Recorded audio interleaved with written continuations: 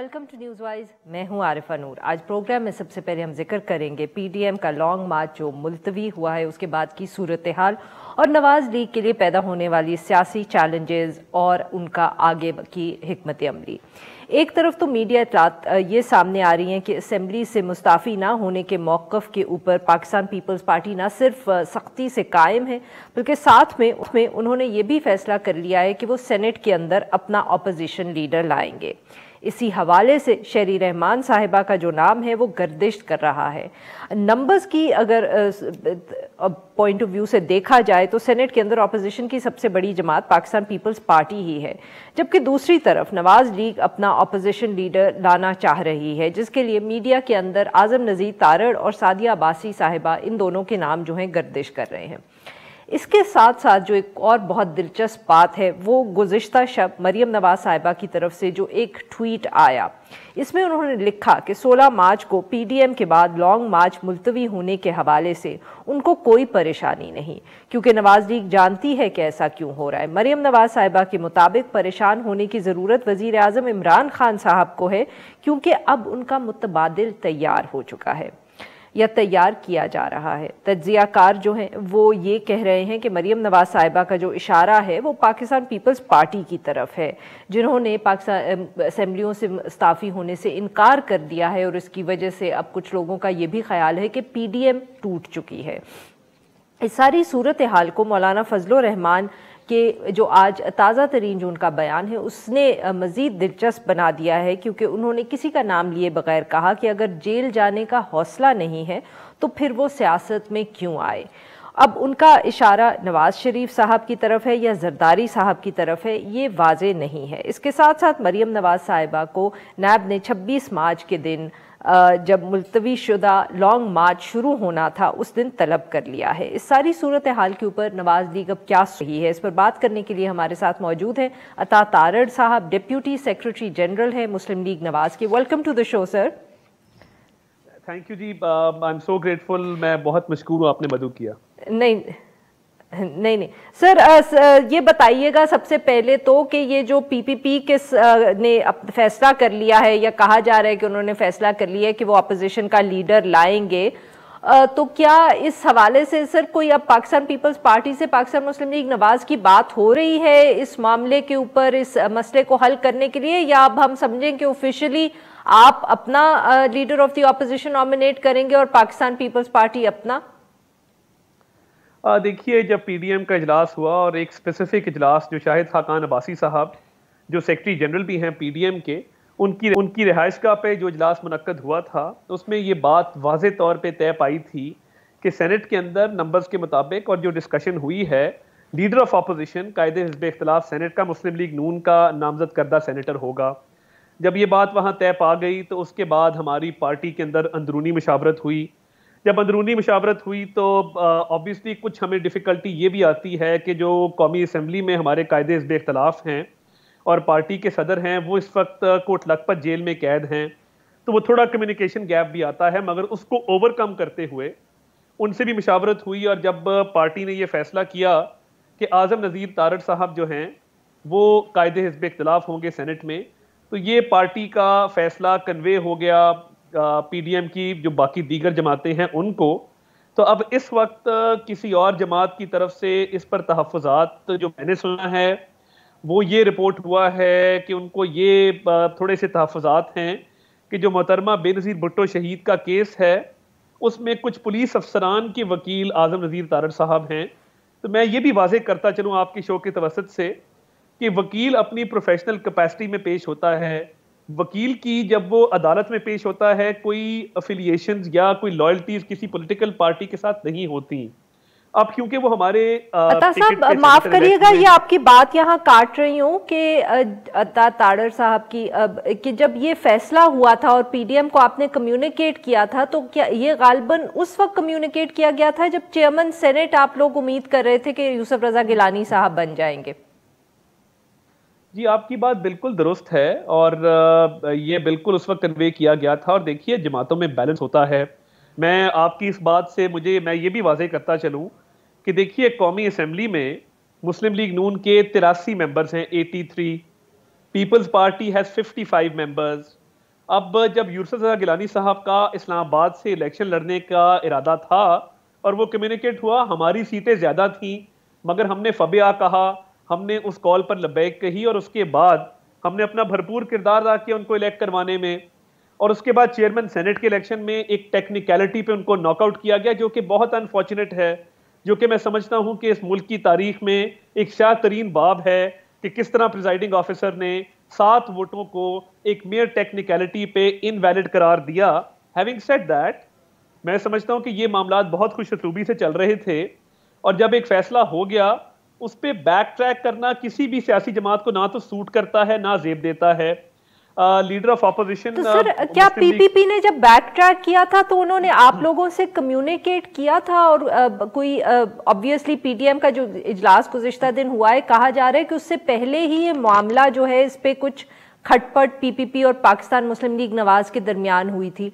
तो सर उन्होंने क्या कम्युनिकेट किया था? उनकी क्या कोई उन्होंने आपको आर्ग्यूमेंट दी होगी कि वो क्यों अपना फैसला तब्दील कर रहे हैं या क्यों बैक ट्रैक कर रहे हैं? देखिए, जो मोहतरमा बेनज़ीर भुट्टो शहीद साहिबा का केस है, उस हवाले से जिस तरह मैंने अर्ज किया कि एक वकील प्रोफेशनल अच्छा, ये वजह उन्होंने बताई आपको? एक वजह ये साइड की गई है, और अगर ये वजह है भी तो मैं समझता हूँ फिर भी मुस्लिम लीग नून का हक है कि पीडीएम में एक चीज डिसाइड हो गई तो कायदे हिज़्ब इख्तिलाफ तो फिर मुस्लिम लीग नून का राइट बनता है, वो तय भी हो गया, उस पर बातचीत भी हो गई। मुझे लगता है कि आने वाले चंद दिनों में ये मामला बिल्कुल खुश असलूबी से सेटल हो जाएंगे, ये कोई बोन ऑफ कंटेंशन नहीं बनेगा। And I am very positive कि ये मामला जो हैं हम बैठ के एमिकेबली इनको तय कर सकेंगे, क्योंकि देखिए जब गिलानी साहब का इलेक्शन था, जैसे मैंने अर्ज किया, हमने पूरे वोट डलवाए। जब उनके चेयरमैन सेनेट का इलेक्शन आया, हमने अपना भरपूर किरदार अदा किया, और मैं गिलानी साहब के इलेक्शन में पोलिंग एजेंट भी था, मौके पे अपना किरदार अदा करते हुए बाकायदा एक एक वोट को वैलिड डिक्लेयर कराने के लिए वहां पे हम लड़े। तो ये एक मुश्तरका जद्दोजहद है। आपकी बात बिल्कुल सही सर, माफ करिएगा आपकी बात काट रही हूँ, बट क्या जब से ये गुज़िश्ता पीडीएम का इजलास हुआ है तो क्या, और जो नाम सामने आ रहे थे और ये खबर गर्दिश करी थी, तो क्या उसके बाद कोई राब्ता हुआ है पाकिस्तान पीपल्स पार्टी और पाकिस्तान मुस्लिम लीग नवाज के दरमियान इस इशू के ऊपर? जी बिल्कुल जी, राब्ता इस पे फाल है, हमारी उनसे कम्युनिकेशन इस पे चल रही है और जो सरबराही इजलास था उसमें भी इस पे बातचीत हुई थी। तो मैं समझता हूँ कि हमारी जो बातचीत चल रही है वो चलती रहेगी और पीडीएम की जमातों के दरमियान कम्युनिकेशन गैप कोई नहीं है, अल्हम्दुलिल्लाह हमारा रोज का राब्ता है और इसी राब्ते के सर आप हल करेंगे। अच्छा सर, ये बताइए, आप कह रहे हैं कि राब्ता भी है, कोई कम्युनिकेशन गैप भी नहीं है, आप बहुत पॉजिटिव हैं, होपफुल हैं कि मसला भी हल हो जाएगा। तो सर ये जो मरियम नवाज साहिबा का गुज़िश्ता रोज ट्वीट आया, उसकी जो भी तशरीह की जा रही है, जो भी उसको देखता है वो यही कहता है कि वो इशारा पाकिस्तान पीपल्स पार्टी और बिलावल भुट्टो जरदारी साहब की तरफ दे रही हैं। तो उस ट्वीट से तो लोग यही समझ रहे हैं कि ताल्लुकात बहुत ख़राब हैं और शायद पीडीएम के टूटने की भी अब लोग बात करें। मुझे ये लगता है कि अवामी एक परसेप्शन है, एक अवामी राय भी है, और पीडीएम की जमातों ने जलसे जुलूस करके, अवामी राब्ता मुहिम चला के, मार्चेस करके, एहतजाजी जलसे जुलूस करके एक अवाम में भी एक परसेप्शन बिल्ड किया है। अब ऑब्वियसली इस्तीफों के मामले के ऊपर भी एक परसेप्शन भी था और पीपल्स पार्टी ने पब्लिकली ऑन रिकॉर्ड भी कहा कि जी हम वक्त आने पर इस्तीफे देंगे। सो मच सो कि जब बिलावल साहब ने कहा कि हम सिंध हुकूमत की कुर्बानी देने से गुरेज नहीं करेंगे, तो उनके सीनियर पार्टी मेंबर्स की तरफ से भी इस्तीफे जमा कराए गए, जिनमें शैला रजा साहिबा का इस्तीफा मुझे अच्छी तरह याद है कि वो उन्होंने अपनी पार्टी की आदत को जमा कराया। तो मैं ये समझता हूं कि ये आइंदा आने वाले दिनों में ये बहुत इस्तीफों का मामला बहुत ही ज्यादा अहमियत का हामिल होगा, और मुझे ये लगता है कि जो जमात सर ये मरियम नवाज साहिबा के हवाले से जो सवाल पूछा था उसका तो आप जवाब ही नहीं दे रहे, ये तो आप इस्तीफों की बात कर रहे हैं। देखिए, I will be very clear with you, Imran Khan नामी एक्सपेरिमेंट बुरी तरह नाकाम हो गया है। 2.5 सालों के अंदर एम्बैरेसमेंट के अलावा, अब बाकी आप देख लें पॉलिसीज के अलावा, वो फॉरेन पॉलिसी हो, वो डोमेस्टिक पॉलिसी हो, वो इन्फ्लेशन हो, वो आपकी इकोनॉमी की जीडीपी ग्रोथ हो, हर तरीके से it's been a share embarrassment. मैं समझता हूं कि ये, क्योंकि इमरान खान नामी एक्सपेरिमेंट बुरी तरह नाकाम हुआ है और वो ज़्यादा देर में मुझे नहीं लगता कि वो सस्टेनेबल रहेगा, तो ऑब्वियसली ऑल्टरनेट्स हैं, ऑल्टरनेट्स होते हैं और ऑल्टरनेट्स रहेंगे। सर कौन है वो ऑल्टरनेट्स जिनकी तरफ मरियम नवाज साहिबा इशारा दे रही हैं? हमें तो सिर्फ 3 पार्टीज नजर आती हैं, एक पाकिस्तान मुस्लिम लीग नवाज है, एक पाकिस्तान तहरीक इंसाफ है, एक पीपीपी है। देखिए, या मौलाना साहब की तरफ तो नहीं वो इशारा कर रही कहीं? नहीं, देखिए, मैं तो ये समझता हूं कि 2.5 साल इस हुकूमत को होने को आए हैं, तो पूरी दुनिया में मिड टर्म्स का एक रिवाज है। वेस्टर्न डेमोक्रेसीज में भी आप देखते हैं कि मिड टर्म्स का एक रिवाज है। सर आप सवाल का जवाब नहीं दे रहे। ऑल्टरनेटिव का बताए ना कि मरियम नवाज साहिबा ने इशारा किस तरफ दिया है। मैं देखिए, मैं इमरान खान एक्सपेरिमेंट के फेलियर को लिंक कर रहा हूं मिड टर्म इलेक्शंस के साथ, और मेरा ये ख्याल है कि चले, कुछ लोगों का ये भी ख्याल है, कुछ तज्जियाकार ये भी कहते हैं कि इस फेलियर का मतलब ये है कि हो सकता है कि इन हाउस चेंज आए। अब फॉर एग्जांपल जरदारी साहब की जो प्रपोजल थी पंजाब में इन हाउस चेंज की, वो खुल के उस पर बात हुई, अब तो वो पब्लिक डोमेन के अंदर बात है। हम ये समझते थे कि हमारे पास वहां पे 165 सीटें हैं पंजाब असेंबली में। तो चौधरी शुजात साहब या परवेज इलाही साहब की तरफ इशारा करी है मरियम नवाज साहिबा? नहीं, मैं ये बात नहीं कर रहा, मैं ये अर्ज कर रहा हूं कि हम ये समझते थे कि हमारी मेजॉरिटी है, हम सबसे बड़ी जमात हैं, और आज़ाद अरकान जिस तरह शामिल हुए वो एक अलग स्टोरी है, मगर क्या ये मुनासिब है और ये मुमकिन है कि 165 सीटों वाली जमात जो है वो 10 सीटों वाली जमात को वजीर आला बना दे? तो आई थिंक ये अब वक्त बताएगा कि चीजें किस तरह अनफोल्ड होंगी। एक बात तय है, द बॉटम लाइन इज कि इमरान खान नामी एक्सपेरिमेंट नाकाम हो चुकी है। आने वाला वक्त बताएगा कि कौन किस तरह जो है वो आगे बढ़ेगा इस फेलियर के बाद। सर ये बताइएगा कि मौलाना साहब ने जो आज बयान दिया है जिसमें वो कह रहे हैं कि जेल जाने से डरने का क्या फायदा है, वो आपके ख्याल में किसका जिक्र कर रहे हैं? देखिए, वो बड़ा क्लियर है। जो जरदारी साहब ने पीडीएम के सरबराही इजलास में गुफ्तगू की, उसका तो टोन और टैनर, और जो मैंने उससे अखज़ किया वो यही किया कि उन्होंने कहा कि जी जेल जाने से बच जाएं, आए हम इन हाउस चेंज की तरफ जाते हैं और मामलात को उस तरफ लेके जाते हैं, वरना सबको जेल जाना पड़ेगा, एंड थिंग्स लाइक दैट। तो मैं समझता हूं कि वो मुझे ये लगता है कि उन्होंने पीपल्स पार्टी को पैगाम दिया है कि सख्तियां जरूर आएंगी, मगर हमें इनको बर्दाश्त करना चाहिए। और देखिए, हमारी जमात तो ऑलरेडी आदी हो चुकी है। शहबाज शरीफ साहब दूसरी दफा जेल गए हैं, लीडर ऑफ अपोजिशन है, प्रेसिडेंट ऑफ द पार्टी हैं। हमारे पार्लियामेंट्री लीडर ख्वाजा आसिफ साहब जेल में हैं। मरियम नवाज शरीफ साहिबा को दोबारा नोटिस आ गए हैं। ख्वाजा साद रफीक जेल जा चुके हैं, एहसन इकबाल जेल जा चुके हैं, शाहिद खाकान साहब जेल जा चुके हैं। तो बात यह है कि ये हमारे लिए हथकंडे नए नहीं हैं, हम इसके लिए दोबारा भी तैयार हैं, और हमें इससे कोई फर्क नहीं पड़ता ये जितनी पॉलिटिकल विक्टिमाइजेशन हो रही है। मुझे लगता है कि मौलाना साहब ने पीडीएम की बाकी जमातों को ये पैगाम दिया है। सही सर, तो मतलब कि मौलाना साहब के बयान की आपने तशरीह कर दी कि वो इशारा पाकिस्तान पीपल्स पार्टी की तरफ दे रहे हैं, मगर मरियम नवाज साहिबा की ट्वीट के ऊपर आप नहीं तशरीह करने को तैयार कि वो इशारा भी पाकिस्तान पीपल्स पार्टी की तरफ दे रही है कि नहीं दे रही?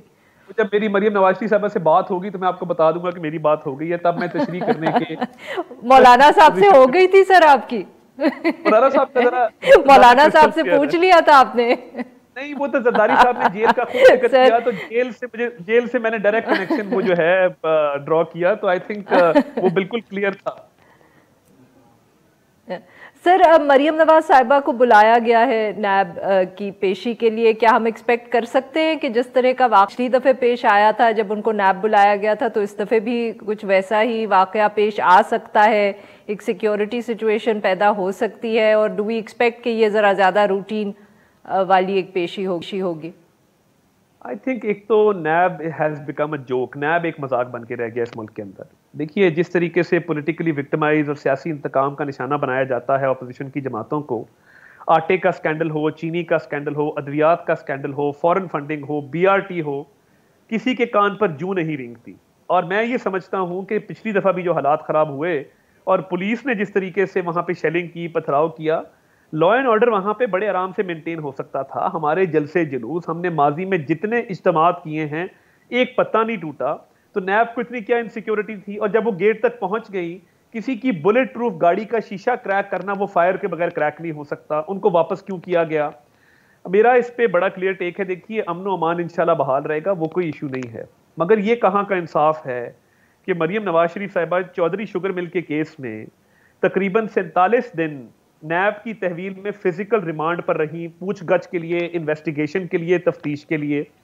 इसी चौधरी शुगर मिल के केस में उनको फिर जुडिशियल रिमांड पे कोट लखपत जेल भेजा गया। 40 दिन वो रही जुडिशियल रिमांड पे कोट लखपत जेल में, पाबंदे सलासिल रही, 87 दिन की कैद काटी। मेरिट्स के ऊपर लाहौर हाई कोर्ट ने उनकी बेल ली।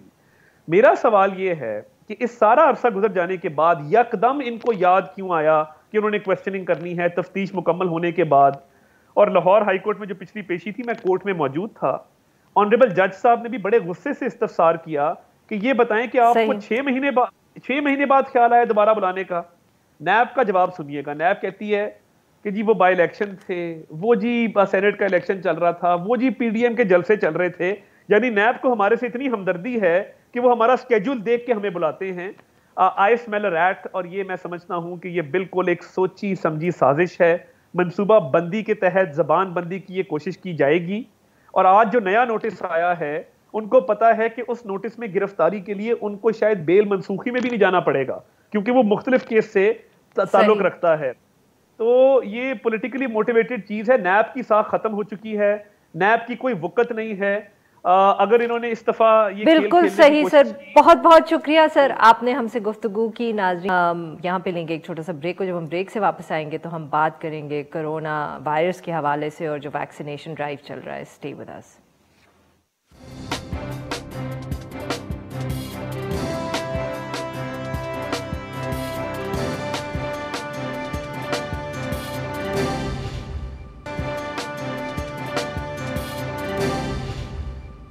Welcome back. प्रोग्राम के हिस्से में हम जिक्र करेंगे मुल्क के अंदर बढ़ते हुए जो कोरोना के केसेस हैं और उसके साथ साथ जो वैक्सीनेशन की कैंपेन चल रही है।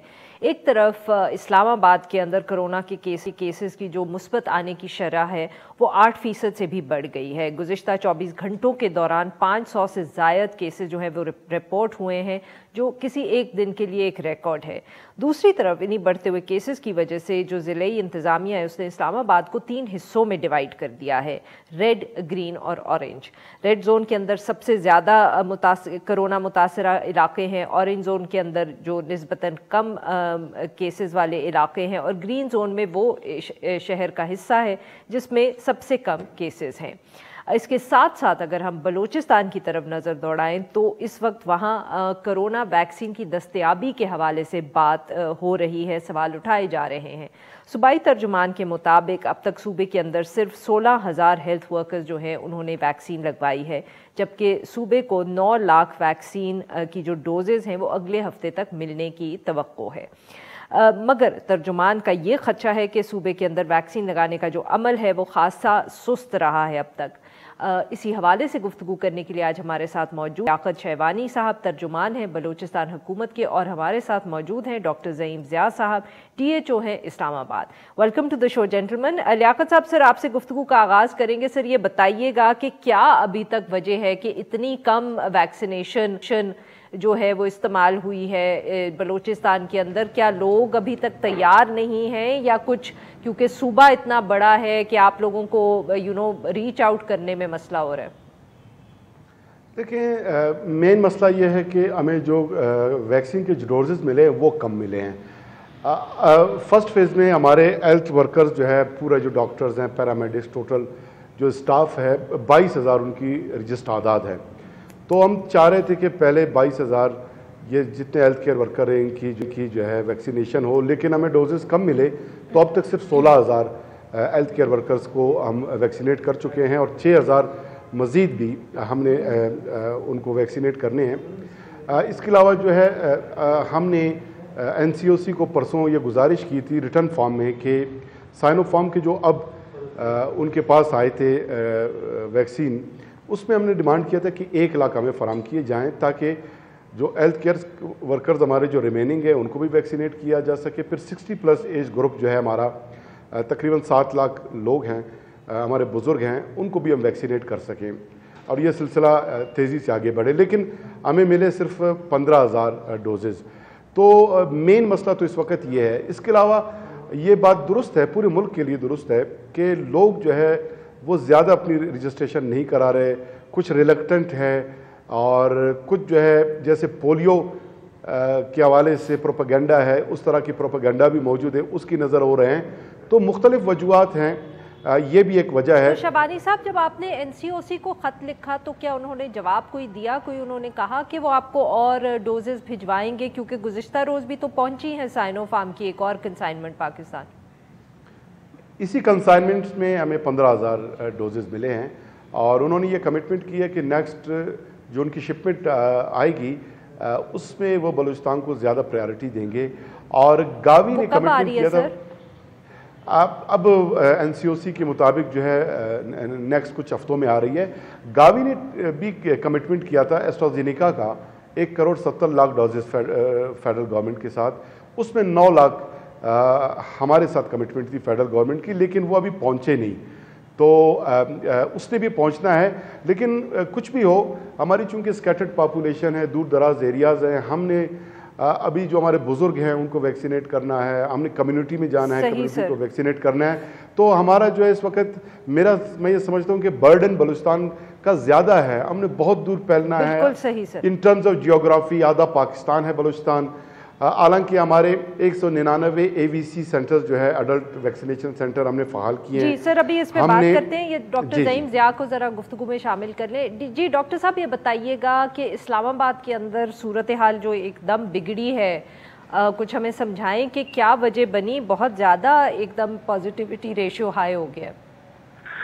जी शुक्रिया आरफा साहिबा। ये जो पॉजिटिविटी है ये कंटिन्यूअस जो इंक्रीज था, और आपने देखा होगा कि हमने सोशल मीडिया के थ्रू और बातों के थ्रू और हमारे जितने भी जर्नलिस्ट हजरात हैं उनके थ्रू हमने ये इंफॉर्मेशन जनरल पब्लिक के लिए हमने ओपन कर दी थी कि जितने जो पॉजिटिविटी बढ़ रही है उसके चंद वजूहात हैं, और हमने उन वजूहात को ख़त्म करने के लिए और लोगों के साथ SOPs फॉलो कराने के लिए तमाम तर जो इक़दाम हैं वो हम करते हैं, कोशिश करते हैं।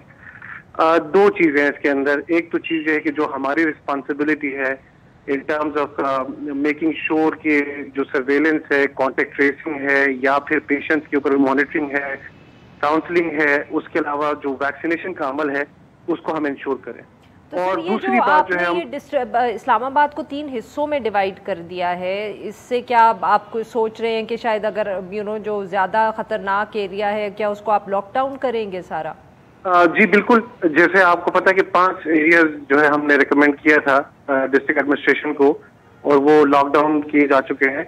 और जो इन ग्रीन जोन से ऑरेंज में और ऑरेंज से रेड होते जाएंगे, हम उन एरियाज को सील करते जाएंगे। और हमने ये कन्वे भी किया कि जो रेड जोन है वहां पर जो गैदरिंग्स है और जितने भी जो लोगों की जो मूवमेंट है उसको रिस्ट्रिक्ट करने के लिए, ये ज्यादातर जो लोगों की इंफॉर्मेशन के लिए भी है कि लोग ये जान सके कि उनके इलाके में क्या सिचुएशन है। आपने देखा है कि जो रेड जोन है उसमें हाईएस्ट केसेस है अबव 100 हैं, और फिर हमारा जो ऑरेंज जोन है वो 40 से ऊपर और 40 से अंडर में जो है वो हमारे जो ग्रीन जोन है।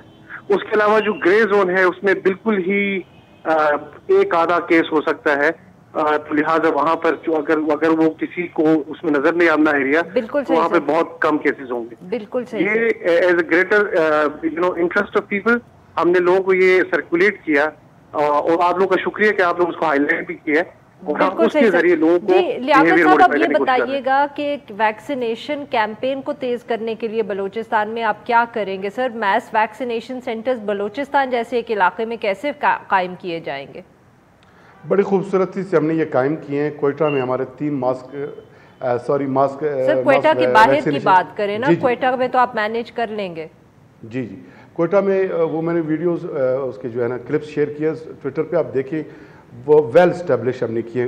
कोयटा से बाहर जितने भी हमारे DHQs हैं, डिस्ट्रिक्ट हेडक्वार्टर हॉस्पिटल्स हैं, उन तमाम में हमने जो है मास वैक्सीनेशन सेंटर्स वो इस्टेब्लिश कर लिए हैं, कुछ में अब कर रहे हैं। मैं ये समझता हूँ कि बलूचिस्तान गवर्नमेंट जो हमारे हेल्थ रिफॉर्म्स हमने ऑलरेडी शुरू किए हैं, हेल्थ डिपार्टमेंट को अपने पाँव पे जो खड़ी की है हमने, उसमें इतनी कैपेसिटी कैपेबिलिटी अब है कि फौरी तौर पे भी हम इस तरह के इंतजाम भी कर सकते हैं, कोई भी इस तरह के ऑपरेशन लॉन्च कर सकते हैं। हमें अरेंजमेंट, मैनेजमेंट, स्टैब्लिशमेंट में कोई इशू नहीं। इशू ये है कि डोजेज़ तो हमें मिलें, उस स्केल पे जब डोजेज़ ही हमें नहीं मिलेंगे, भले हम खूबसूरत से खूबसूरत तरीन वो मास वैक्सीनेशन सेंटर इस्टेब्लिश कर लें, उसमें सारे इंस्ट्रूमेंट्स हों, इक्विपमेंट्स हों, डॉक्टर्स भी बैठे हों, पैरामेडिक्स हों, दीगर तमाम लवाजमात पूरे हों, लेकिन जो मकसद है डोज का, वैक्सीन का, अगर वो अवेलेबल ना हो तो सारी जो ये जो प्रैक्टिस है और एक्सरसाइज है वो तो बेकार चली जाएगी। तो अपने तई अपने तौर हमने तमाम इस्लाम में हमने इस्टेब्लिश कर लिए मास वैक्सीनेशन सेंटर्स और 199 AVCs अडल्ट वैक्सीनेशन सेंटर्स, ये कम्युनिटी के लिए अलहदा से ऑलरेडी हम इस्टेब्लिश करके बैठे हुए। बहुत शुक्रिया सर, आपने हमसे गुफ्तगू की। नाजरीन, यहाँ पे लेंगे एक छोटा सा ब्रेक, और जब हम ब्रेक से वापस आएंगे तो हम बात करेंगे अफ़गान जो पीस टॉक्स हैं और उसी हवाले से जो अफ़गानिस्तान के अंदर एक तेज़ी से बदलती हुई सूरत हाल है। Stay with us.